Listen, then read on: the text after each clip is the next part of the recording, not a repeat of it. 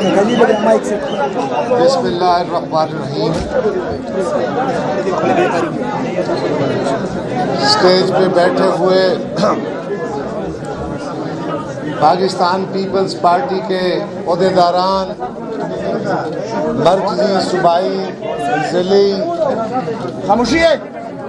عہدیداران، T S F T Y O کے جالو اور شانگلہ کے غیرت مندوں، السلام علیکم۔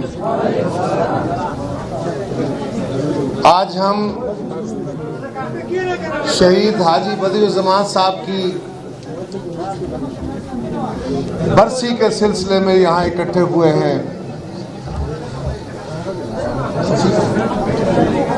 ان کی برسی کے سلسلے میں یہاں اکٹھے ہوئے ہیں اور ان کو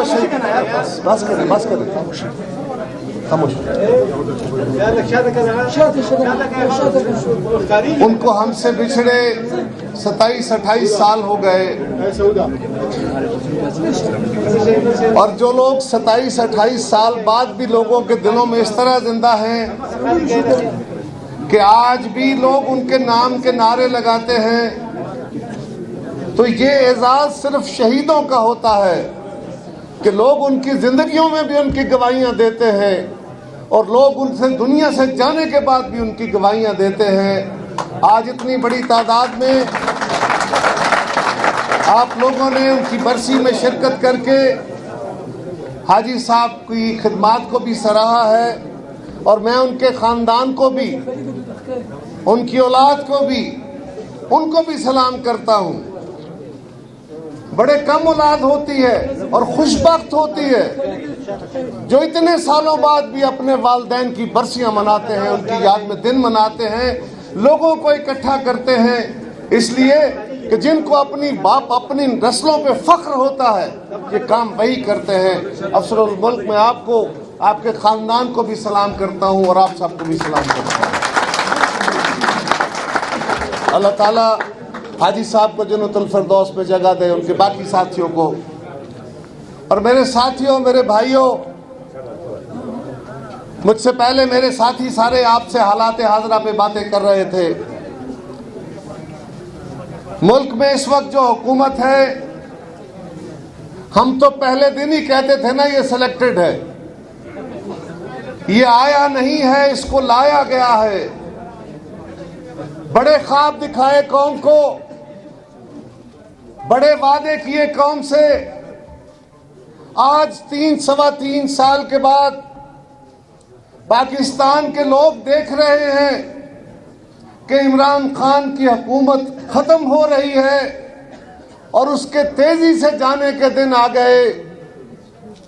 آج پاکستان کا بچہ جو مہنگائی کے ہاتھوں، جو بے روزگاری کے ہاتھوں، جو اس وقت پاکستان کے اندر بد انتظامی کے ہاتھوں تنگ ہے، آج کسی گھر کا چولہا آسانی سے نہیں چل رہا، اور یہ تو کہتا تھا کہ میں آؤں گا تو میں بجلی سستی کر دوں گا، اور بجلی سستی کیا کرنی تھی عمران خان، تم تو ہر مہینے قوم پہ بجلی گراتے ہو۔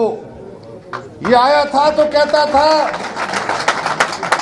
کہ میں تیل سستا کر دوں گا، میں ٹیکس تیل کے اوپر ختم کر کے تیل سستا کر دوں گا۔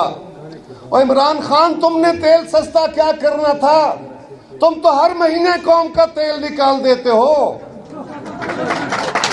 تم کیا کرو گے اس قوم کی خدمت؟ بڑے نعرے مارے تھے کہ میں آؤں گا تو گیس دوں گا، آج گیس نہیں ہے، تیل نہیں ہے، اور اگر ہے تو لوگوں کے پاس قوت خرید نہیں ہے۔ کہتا تھا 1 کروڑ نوکریاں دوں گا، 50 لاکھ گھر دوں گا۔ اور عمران، تم نے لوگوں کو کیا روزگار دینا تھا؟ تم نے تو اس ملک کے نوجوان سے، اس کے بزرگ سے، اس کا ہوتا ہوا روزگار چھین لیا ہے۔ آج لوگ اپنی راس کھا رہے ہیں، آج چھوٹے کاروباری بہت پریشان ہیں، آج سرکاری ملازم بہت پریشان ہیں، آئے دن مہنگائی کا جن ہے جو قابو سے باہر ہوتا گیا ہو چکا ہے، اور یہ ہمیں روز کہانیاں سناتا ہے کہ جی وہ ہمارا قصور نہیں ہے، باہر کی منڈی میں ایسا ہو گیا، عالمی منڈی میں تیل مہنگا ہو گیا، ہم کیا کریں؟ عالمی منڈی میں مہنگائی ہو گئی، ہم کیا کریں؟ عمران خان تم روز لوگوں کو بتاتے ہو کہ ہندوستان میں تیل کی کیا قیمت ہے. آج میں تمہیں بتاتا ہوں. پچھلے مہینے کی 15 تاریخ کو ہندوستان کے اندر تیل کی قیمت 1 لیٹر 111 روپے کی تھی, اور آج انہوں نے 10 روپے لیٹر کم کیے ہیں ان 15-20 دنوں کے اندر, اور اس حکومت نے 10-15 روپے لیٹر بڑھائے ہیں. عمران خان قوم کو یہ بھی تو بتاؤ, صرف تم آگے موازنے کرتے ہو. دنیا کی منڈی میں تیل سستا ہونا شروع ہو گیا, پاکستان میں مہنگا ہونا شروع ہو گیا, اس لیے کہ تم پاکستان کے عوام کے دل کو نہیں دیکھ رہے, ان کے حالات کے مطابق نہیں سوچ رہے. تم صرف IMF کے نوکروں کے ہاتھوں مجبور ہو, ان کے پیٹ میں غلاموں کے ہاتھوں مجبور ہو, اور ان کا ایجنڈا لے کے چل رہے ہو. کہتا ہے کہ مہنگائی میرے کنٹرول میں نہیں ہے. یاد کریں وہ دن, آپ تو وہ قیامت بھگتے ہوئے ہیں. 2008 میں ہماری حکومت آئی تھی, کیا حالات تھے؟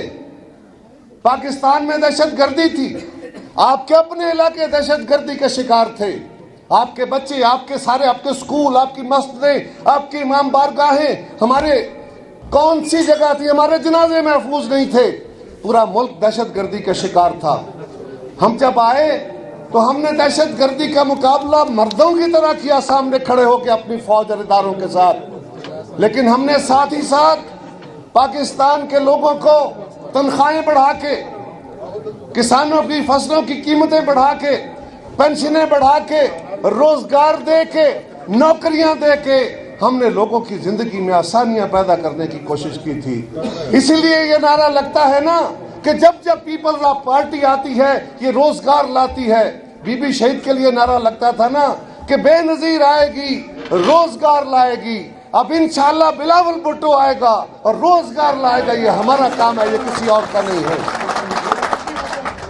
تو خان صاحب کہتا ہے کہ جی پاکستان کا میں کیا کروں, دنیا میں چیزیں بڑی مہنگی ہو گئی ہیں. او بھائی, پچھلے سال, اس سال کے پہلے دنوں میں اس حکومت نے چینی مہنگی ہوئی ایک کمیشن بنا دیا اور کہا کہ جناب کمیشن جو ہے فیصلہ کرے گا, چینی 70 روپے کلو سے زیادہ مہنگی نہیں ہونی چاہیے. یہ آج پاکستان کے اندر جو چینی پڑی ہوئی ہے, حکومت کہتی ہے نا ہمارے پاس بڑی وافر چینی ہے, کوئی شارٹیج نہیں ہے. تو پھر میں حکومت وقت سے سوال کرتا ہوں, وہ چینی جو تم کہتے تھے کہ 70 روپے کلو فروخت ہونی چاہیے, اور عمران خان آج 150 روپے کلو کیوں ہو گئی ہے؟ اس میں کون سا عالمی منڈی کے اندر بحران آ گیا؟ اس میں کون سا ڈالر کی قیمت کے ساتھ تعلق آ گیا؟ آج میں تم سے پوچھتا ہوں کہ آٹا جو عام آدمی کی ضرورت ہے, آٹا تو پاکستان میں پیدا ہوتا ہے نا. وہ گندم تو پچھلے سال آئی تھی, اس وقت تو کہتے ہو پاکستان میں گندم بہت ہے. 1000 روپے کا تھیلا یا 800 روپے کا تھیلا تھا, تو پھر آج 1400-1500 کا تھیلا کیوں ہو گیا؟ اس میں کون سا ڈالر مہنگا ہونے کا ایفیکٹ آ گیا ہے؟ کوئی ایفیکٹ نہیں ہے, صرف عمران خان تم اور تمہاری ٹیم کی نالائکی ہے, اور کوئی وجہ نہیں ہے. اگر آج بھی پاکستان میں بہتر حکمرانی کے ساتھ چلایا جائے تو مشکل حالات سے نبردازما ہوا جا سکتا ہے. لیکن اگر صرف IMF کی, اگر صرف ورلڈ بینک کی ڈکٹیشنیں چلنی ہوں تو پھر پاکستان کے حالات نہیں سدھر سکتے. اور اب جب ہر طرف سے مایوس ہو گئے, یہ تو کہتے تھے کہ ہم 200 ارب ڈالر باہر پڑا ہے. بیٹا خاموش رہیں, چلو. کہتے تھے کہ 200 ارب ڈالر ملک کا باہر پڑا ہے, وہ ہم آئیں گے 200 ارب ڈالر لائیں گے. ابھی اس وزیر کا ذکر کر رہے تھے آپ, بڑا اچھل کے کہتا تھا کہ ہم آئیں گے 200 ارب ڈالر لائیں گے, 100 ارب ڈالر کو اپنا قرضہ اتاریں گے, اور 100 ارب ڈالر سے پاکستان میں لہریں بہریں کر دیں گے. وہ یہ لہریں بہریں کی ہیں, یہ موجیں کرائی ہیں قوم کی. اور ٹھیک کہا تھا عمران خان کا دست راست اسد عمر, کہتا تھا قوم کی چیخیں سنائی دیں گی. ہاں, اسد عمر قوم کی چیخیں تو سنائی دے گئیں, اب تمہاری چیخوں کے دن آ گئے ہیں. اور انشاءاللہ تعالی یہ قوم نہیں, پوری دنیا تمہاری چیخیں سنے گی, اس لیے کہ تم سے انتقام قدرت بھی لے گی اور اس ملک کے عوام بھی لیں گے. اور آج اس کے جانے کے دن آ گئے. ابھی کل پاکستان کے اندر انہوں نے بہت سارے قانون سازی کی. اگلے الیکشن میں پتہ ہے ووٹ تو ملنے نہیں ہیں, اب ووٹ دھاندلی کے ذریعے, پچھلی دفعہ بھی ایسا ہی ہوا, سلیکٹرز لے آئے. آج کل ذرا سلیکٹرز بھی پرے پرے ہیں, تو اب پریشانی لگ گئی ہے کہ ووٹ کیسے لینے ہیں. تو کہتا ہے میں مشین کے ذریعے ووٹ لوں گا, میں انٹرنیٹ کے ذریعے ووٹ لوں گا. سارا پاکستان کہہ رہا ہے کہ یہ دھاندلی کا منصوبہ ہم نہیں چلنے دیں گے. اس نے بہت سارے قانون, نیب کے قانون اور الیکشن کے قانون, بہت سارے قوانین تبدیل کیے. اسمبلیوں سے منظور نہیں ہو سکے, سینٹ سے, تو یہ جوائنٹ سیٹنگ میں لے کے آ گیا. وہاں پہ جب ساری اپوزیشن کی قیادت اکٹھی ہوئی, اس کی بات آپ کو شاہ صاحب سنائیں گے, ساری قیادت اکٹھی ہوئی, یہ بڑے نعرے مارتے تھے کہ ہم وہ فوری طور پہ اپنے بل منظور کرا لیں گے. ہم نے کہا ہم عوام کے حقوق پر ڈاکہ نہیں ڈالنے دیں گے, اور ہماری اس چیلنج کو کل کا دن, کل کہا تھا نا آج جوائنٹ سیٹنگ ہونی تھی, کل رات کو بھاگ گئے ہو. وہ سیشن ملتوی کر دیا ہے اس لیے کہ تمہارے اتحادی تمہارے ساتھ نہیں ہیں. آج پی ٹی آئی کے اپنے ممبر خود لوگوں کا سامنا کرنے سے پریشان ہیں کہ ہم کس منہ سے لوگوں کے سامنے جائیں. اور اب عمران خان تم نے اتنا غلط کام شروع کر دیا ہے. ارے مدینہ اور مدینے والا تو ہم سب کے سروں کا تاج ہے, ہماری نسلیں بھی اس پہ قربان, ہماری نسلیں بھی مدینے کی گلیوں پہ قربان. لیکن عمران خان, اور تم جانتے ہو مدینے کی ریاست کا تقدس کیا ہے. ارے مدینے کے اندر مدینے والا تو ایک طرف, ارے مدینے کا تو کوئی باولا, کوئی جھلا بندہ, کوئی پاگل بھی جھوٹ نہیں بولتا تھا. ارے وہ تو سچ کے دائی تھے, اور تم نے زندگی میں سچ نہیں بولا. ہر معاملے میں یو ٹرن لیتے ہو اور کہتے ہو مدینے کی ریاست بناؤں گا. تم مدینے کی ریاست کیا بناؤ گے, تم توہین کر رہے ہو. اور آج تم پاکستان کے عوام کے جذبات سے کھیل کے ان کا غضب و غضب ختم کرنا چاہتے ہو. ایسے نہیں ہوگا. اس سے پہلے بھی ایک ڈگڈگی بجاتا آیا تھا ضیاء الحق, وہ بھی کہتا تھا میں اسلامی نظام لاؤں گا. آپ کو یاد ہوگا جو میرے بزرگ بیٹھے ہیں, کیا کہا تھا اس نے ریفرینڈم میں, آپ ملک میں اسلامی نظام چاہتے ہیں؟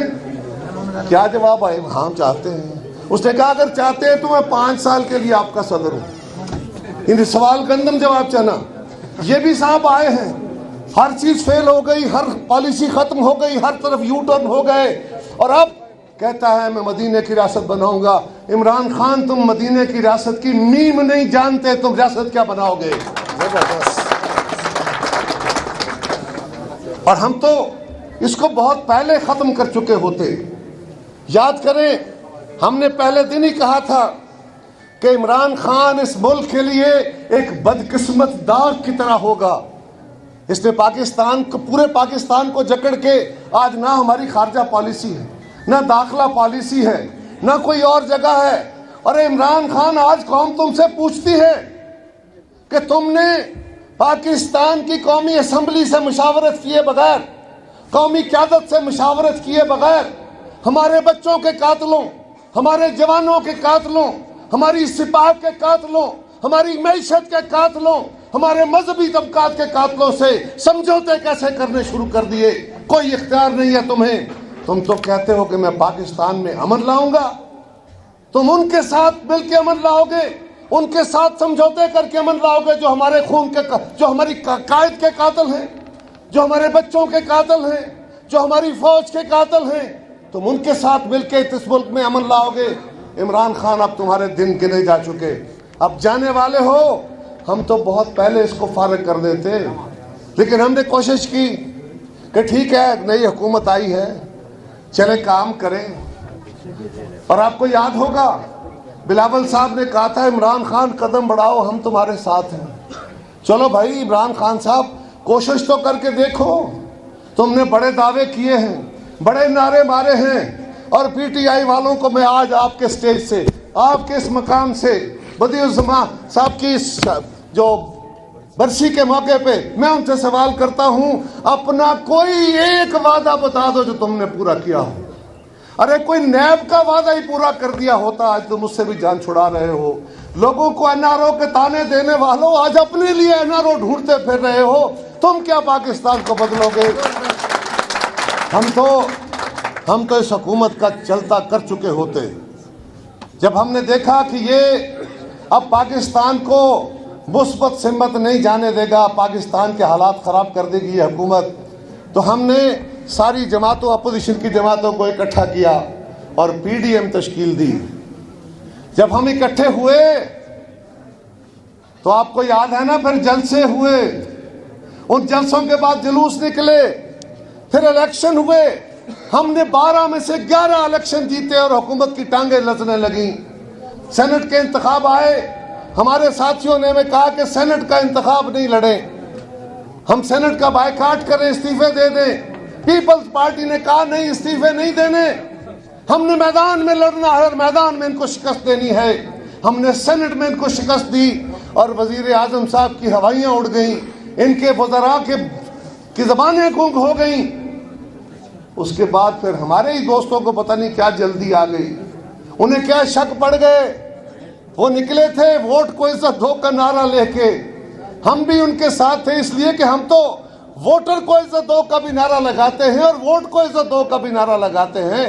हम तो उस कायद के कायल हैं जिसने इस मुल्क से राजगिरी का खात्मा किया था, जाबरों का खात्मा किया था, आम आदमी को उसका तशख्खुस दिया था, रोजगार दिया था, उसको उसकी शिनाख्त दी थी, उसको वोट का हक दिया था।